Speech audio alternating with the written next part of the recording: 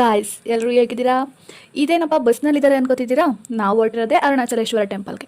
Electron ಸಿಟಿಯಿಂದ ಹೊರಟು ಅತ್ತಿಬೆಲೆ ಇಳ್ಕೊಂಡು ಅಲ್ಲಿಂದ ಮತ್ತೆ ಬಸ್ ಚೇಂಜ್ ಮಾಡಿಕೊಂಡು ಹೊಸೂರ್ಗೆ ಹೊರಟ್ವಿ. ಹೊಸೂರು ಬಸ್ಸಿಗೆ ಹತ್ತಿದ್ವಿ ಗಾಯ್ಸ್. ಹೊಸೂರು ಬಸ್ ಬಂದಿದ್ದೆ ತಡ ಸುಯಿ ಅಂತ ಹೋಗಿ ಸೀಟ್ ಹಿಡ್ಕೊಂಡು ಕೂತ್ಕೊಂಡಿದ್ದೆ. ಕಂಡಕ್ಟರ್ ಬಂದು 0 ಟಿಕೆಟ್ ಕೊಟ್ಬಿಟ್ರು. Free ticket guys. ಇವರೇ ನೋಡಿ ಫ್ರೆಂಡ್ಸ್, ನನ್ನ ಫ್ರೆಂಡ್ಸು. ಎಲ್ಲಿ ಬಸ್ ಹತ್ತದು ಅಂತ ಹುಡುಕ್ತಾ ಇದ್ವಿ. ನಮಗೆ ತಮಿಳ್ ಬರಲ್ಲ ಗಾಯ್ಸ್, ಬಸ್ ಮೇಲೆ ಇರೋದು ಓದೋಕ್ಕೆ. ಕೊನೆಗೂ ಸಿಕ್ಕೇ ಬಿಡ್ತು, ಇಂಗ್ಲೀಷಲ್ಲಿ ಬರ್ಬಿಟ್ಟಿದ್ರು. ಇದೇ ಬಸ್ ನೋಡಿ ನಾವು ತಿರುವಣ್ಣಾಮಲೈ ಬಂದು ಇಳಿದಿದ್ದು.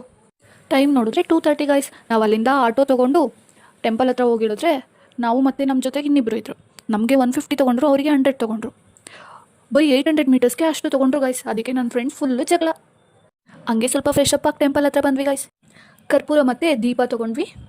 ಯಾಕೆ ಅಂದರೆ ರಾಜಗೋಪುರ ಹತ್ರ ಕರ್ಪೂರ ಹಚ್ಚಿ ನೆಕ್ಸ್ಟು ದೀಪ ಹಚ್ಚೋದಿರುತ್ತೆ.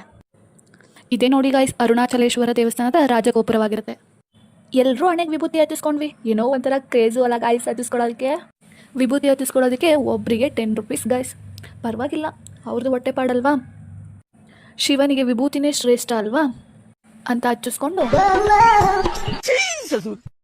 ಇಲ್ಲಿಂದ ಸ್ಟಾರ್ಟ್ ನೋಡಿ. ನಮ್ಮ ಹುಡುಗಿರು ಫುಲ್ಲು ಜೋಶ್ನಲ್ಲಿ ದೀಪ ಹಚ್ಚೋದಕ್ಕೆ ಅಂತ ಹೊರಟ್ವಿ. ಟೈಮ್ 3 ಆಗಿದ್ರು ಕೂಡ ತುಂಬ ಜನ ಗಾಯ್ಸ್. ಎಲ್ಲರೂ ಹಚ್ಚೋ ತನಕ ಸ್ವಲ್ಪ ವೆಯ್ಟ್ ಮಾಡಿ ನಾವು ಕೂಡ ಹಚ್ಚೋಕೆ ಸ್ಟಾರ್ಟ್ ಮಾಡಿದ್ವಿ. ಹೆಣ್ಮಕ್ಳಿಗೆ ಈ ದೀಪ ಹಚ್ಚೋದು, ಈ ಥರ ಎಲ್ಲ ಪೂಜೆ ಮಾಡೋದು, ಇಂಥದ್ದೆಲ್ಲ ತುಂಬ ಖುಷಿ ಕೊಡುತ್ತೆ, ಸಮಾಧಾನ ಕೊಡುತ್ತೆ ಮನಸ್ಸಿಗೆ. ನಾವಿವಾಗ ರಾಜಗೋಪುರ ಹತ್ರ ದೀಪ ಹಚ್ಚುತ್ತಿದ್ದೀವಿ ಅಂತ ಅಂದ್ಕೊಂಡಿದ್ದೀರಾ? ರಾಜಗೋಪುರ ಹತ್ರ ನಾವು ಕರ್ಪೂರ ಹಚ್ಚಿ ಬಂದಾಯಿತು. ನಾವಿವಾಗ ಗಿರಿ ಪ್ರದಕ್ಷಿಣೆ ಸ್ಟಾರ್ಟ್ ಮಾಡಾಯಿತು. ಗಿರಿ ಪ್ರದಕ್ಷಿಣೆ ಅಂತಂದರೆ 15 ಕಿಲೋಮೀಟರ್ ಇರುತ್ತೆ. ಗಿರಿ ಪ್ರದಕ್ಷಿಣೆಯಲ್ಲಿ 8 ಲಿಂಗಗಳನ್ನ ನಾವು ಪ್ರದಕ್ಷಿಣೆ ಮಾಡಬೇಕಾಗುತ್ತೆ. ಇವಾಗ ನಾವು ದೀಪ ಹಚ್ಚಿದ್ದೆ ಮೊದಲನೇ ಲಿಂಗವಾದ ಇಂದ್ರಲಿಂಗ ಹತ್ರ. ಹಚ್ಚಿ ಹೊರಟ್ವಿ. ನೋಡಿ, ತಂಪಾದ ಗಾಳಿಯಲ್ಲಿ ಇಂಪಾದ ವಾತಾವರಣದಲ್ಲಿ ನೋಡ್ಕೊಂಡು ಹೋಗ್ತಾ ಇದ್ದರೆ ದಾರಿ ಸಾಗೋದೇ ಗೊತ್ತಾಗಲ್ಲ. Weather ಕೂಲಾಗಿದೆ guys. ಕನ್ಫ್ಯೂಷನ್ ಆಗಬಾರ್ದು ಅಂತ ಅಷ್ಟಲಿಂಗಗಳ ಪ್ರದಕ್ಷಿಣೆ ಮಾಡೋದಕ್ಕೆ ನಕ್ಷೆ ಹಾಕಿದ್ದಾರೆ ಗಾಯ್ಸ್. ಇದು 2ನೇ ಲಿಂಗವಾದ ಅಗ್ನಿಲಿಂಗಂ ದೇವಸ್ಥಾನ. ಎಲ್ಲರೂ ಸಹ ಕರ್ಪೂರ ಹಚ್ಚಿ ಒಳಗಡೆ ಹೋಗಬೇಕು. ನಾವು ಕಡಿಮೆನಾ, ನಾವು ಕೂಡ ಕರ್ಪೂರ ತಂದಿದ್ವಿ. ನಾವು ಹಚ್ಚಿ ನಮಸ್ಕಾರ ಮಾಡಿ ಹಂಗೆ ಹೋಗ್ತಾ ನೋಡಿ, ಫೋನು ಕ್ಯಾಮ್ರಾ ಎಲ್ಲ ಅಲೌಡ್ ಇಲ್ಲ ಅಂತ ಹಾಕಿದ್ದಾರೆ. ಆದರೂ ಕೂಡ ಸ್ವಲ್ಪ ಹಂಗೆ ವಿಡಿಯೋ ಮಾಡಿಕೊಂಡು ದರ್ಶನ ಮುಗಿಸಿದ್ದಾಯಿತು. ಈ ಟೈಮಲ್ಲೂ ಕೂಡ ಅಂಗಡಿ ಓಪನ್ ಇದೆ ಗಾಯ್ಸ್. ನಾವು ಗೊತ್ತಲ್ಲ, ಶಾಪಿಂಗ್ನಲ್ಲಿ ಎತ್ತಿದ ಕೈ. ಓಪನ್ ಇರೋ ಶಾಪ್ಗಳನ್ನೆಲ್ಲ ಒಂದು ವಿಸಿಟ್ ಮಾಡದೆ ಬಿಡೋದೇ ಇಲ್ಲ. ತಗೋತೀವೋ ಇಲ್ಲೋ ಗೊತ್ತಿಲ್ಲ, ಆದರೆ ವಿಸಿಟ್ ಮಾಡದೇ ಇದ್ದರೆ ಮನಸ್ಸಿಗೆ ಸಮಾಧಾನನೇ ಆಗಲ್ಲ. ಈ ರೋಡ್ನಲ್ಲಿ ಏನು ಅಷ್ಟೊಂದು ಜಾಸ್ತಿ ಅಂಗಡಿಗಳಿಲ್ಲ, ಆದರೆ ಮುಂದೆ ಅಂಗಡಿಗಳಿದ್ದಾವೆ. ಇಲ್ಲಿ ಭಯ ಪಡೋ ಅವಶ್ಯಕತೆ ಅಂತ ಏನಿಲ್ಲ. ನಮ್ಮಂತೆ ಭಕ್ತರು ಪ್ರದಕ್ಷಿಣೆ ಆಗ್ತಾ ಇರ್ತಾರೆ. ಬೆಳಗಿನ ಜಾವ ಪ್ರದಕ್ಷಿಣೆ ಹಾಕೋದೇ ಬೆಟರ್. ಯಾವುದೇ ಬಿಸಿಲಿರೋದಿಲ್ಲ, ವೆಹಿಕಲ್ ಇರೋದಿಲ್ಲ, ನೆಮ್ಮದಿಯಾಗಿ ಭಕ್ತಿಯಿಂದ ಪ್ರದಕ್ಷಿಣೆ ಹಾಕ್ಬೋದು. ನೆಕ್ಸ್ಟ್ ಹೋಗಿದ್ದೆ 3ನೇ ಲಿಂಗವಾದ ಯಮಲಿಂಗಂ ದೇವಸ್ಥಾನಕ್ಕೆ. ಈ ದೇವಸ್ಥಾನ ಸುತ್ತಲೂ ಏನೋ ಬರೆದಿದ್ದಾರೆ ಗೈಸ್. ಆದರೆ ನಿಮಗೆಲ್ಲ ಅದನ್ನು ತಿಳಿಸೋಣ ಅಂತಂದರೆ ನಮಗೆ ತಮಿಳು ಬರಬೇಕಲ್ವಾ? ಏನೋ ಬಿಡಿ, ಏನಾದರೂ ಬರ್ದಿರಲಿ. ದೇವ್ರ ದರ್ಶನ ನಾನು ಮಾಡೋದಲ್ದೇ ನಿಮಗೂ ಮಾಡಿಸ್ತಿದ್ದೀನಿ. ಒಂದು ನಮಸ್ಕಾರ ಹಾಕ್ಕೊಳ್ಳಿ ಇಲ್ಲಿಂದಾನೆ.